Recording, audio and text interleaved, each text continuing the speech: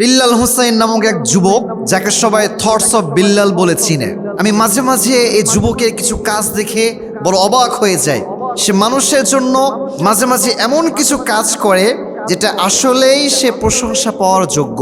আমি রিসেন্টলি একটা ভিডিও দেখলাম, অরিনা নামের একটা মেয়ে, যার বয়স মাত্র হচ্ছে 9 বছর। এই 9 বছরের ছোট্ট এই অরিনা, সে নিজ হাতে পুরো কোরআন শরীফ লিখেছে। সুবহানাল্লাহ পড়বেন না?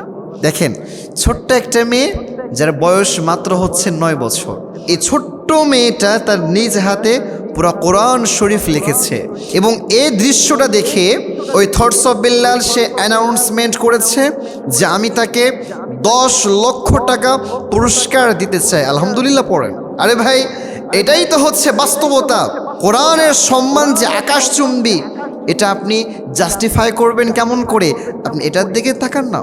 কোরআনের সাথে যারাই লেগে যায় তাদের সম্মানটাকে আল্লাহ তাআলা আকাশচুম্বী করে দেয়।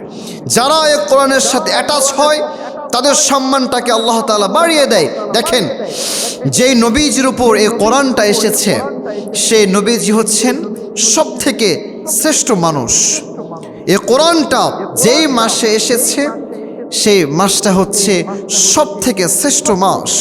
আল্লাহ তাআলা বলছেন, শাহরু রমাদানাল্লাযী উনজিলা ফীহিল কুরআনু হুদাল লিন-নাস ওয়া বাইয়িনাতিম মিনাল হুদা ওয়াল ফুরকান। আল্লাহ তাআলা কোরআনটাকে নাযিল করেছেন পবিত্র মাহে রমাদানে। এই জন্য রমজান মাসের সম্মান, রমজান মাসের মর্যাদা অন্যান্য 11 মাসের চেয়ে কম না বেশি। আবার দেখেন, এই কোরআনটা যে রাত্রে নাজিল হয়েছে, সে রাত্রের দামও কিন্তু অনেক বেশি। রব্বুল আমিন বলেন, ইন্না আনজালনাহু ফি লাইলাতিল কদরি ওয়া মা আদরাকা মা লাইলাতুল কদর লাইলাতুল কদরি খায়রুম মিন আলফি শাহর।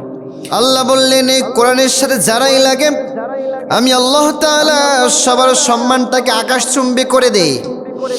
যে রাত্রে কোরআনটা নাজিল হয়েছে, সেই রাত্রিটা হচ্ছে লাইলাতুল কদর। এই কোরআন নাজিল হওয়ার কারণে এই রাত্রের সম্মান আল্লাহ তাআলা এত বেশি বাড়িয়ে দিয়েছে। এক রাতে ইবাদত করলে 1000 মাস ইবাদত করতে পারলে যে পরিমাণ সওয়াব হয়, তার চেয়ে 1000 গুণ বেশি সওয়াব আল্লাহ তাআলা দান করে দেয়। তাহলে বোঝা গেল, এই কোরআনের সাথে যারাই লেগে যায় তাদের সম্মানটাকে আল্লাহ তাআলা আকাশচুম্বী করে দেয়।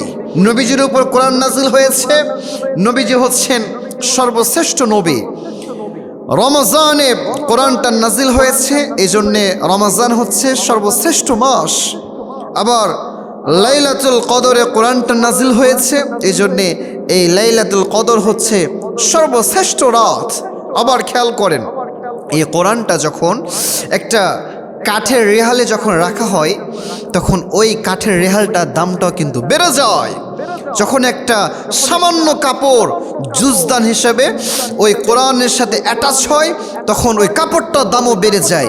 ওই কাপড়টাতে একটু যদি কারো পায়ে লাগে, খেয়াল করবেন সবাই কি করে? সালাম করে, চুমু খায়। কারণ কি? কারণ এর সম্পর্ক কোরআনের সাথে। আবার যারা এ কোরআন মুখস্থ করবে তাদেরকে আল্লাহ তাআলা আকাশচুম্বী সম্মান দান করে দেন। সুবহানাল্লাহ পড়েন। এই জন্য প্রিয় ভাই, যদি সম্মানিত হতে চান, যদি নিজেকে পৃথিবীতে সম্মানিত বানাতে চান, আখিরাতেও সম্মানিত হতে চান, এ কোরআনের সাথে অ্যাটাচ হতে হবে, এ কোরআনের সাথে সম্পর্ক বাড়াতে হবে। তাহলে আপনার সম্মানটাকেও বাড়িয়ে দেবেন একজন, তিনি কে? আবার রব্বুল আলামিন বললেন, এ কোরআন এমন একটা কিতাব, এ কোরআনটাকে কেউ নিশ্চিহ্ন করতে পারবে না। এ কোরআনের সম্মান আমি আল্লাহ তাআলা যেমন আকাশচুম্বী করেছি, আবার এই কোরআন যারাই ধ্বংস করতে চাইবে, আমি আল্লাহ তাআলা তাদেরকে কিন্তু ধ্বংস করে দিব। এই কোরআনটাকে কেউ ধ্বংস করতে পারবে না। আমি আল্লাহ তাআলা এই কোরআনটাকে নিজে হেফাজত করব। ইন্না নাহনু নাযালনা যিকরা ওয়া ইন্না লাহু লাহাফিযুন।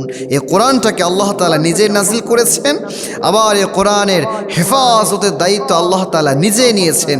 এই জন্য প্রিয় ভাই, আসুন আমরা যেন কোরআনের সাথে সম্পর্ক বাড়াতে পারি।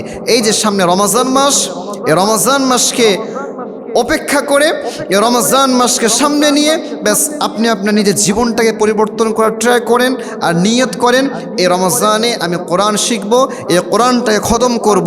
আল্লাহ তাআলা প্রত্যেকটা মুসলিম ভাই বোনকে কোরআনের সাথে লেগে থাকার এবং আল্লাহ তাআলার হুকুম মতো তার নিজের জীবনটাকে লিড করা তৌফিক দান করুন। সবাই পড়ছি আমিন।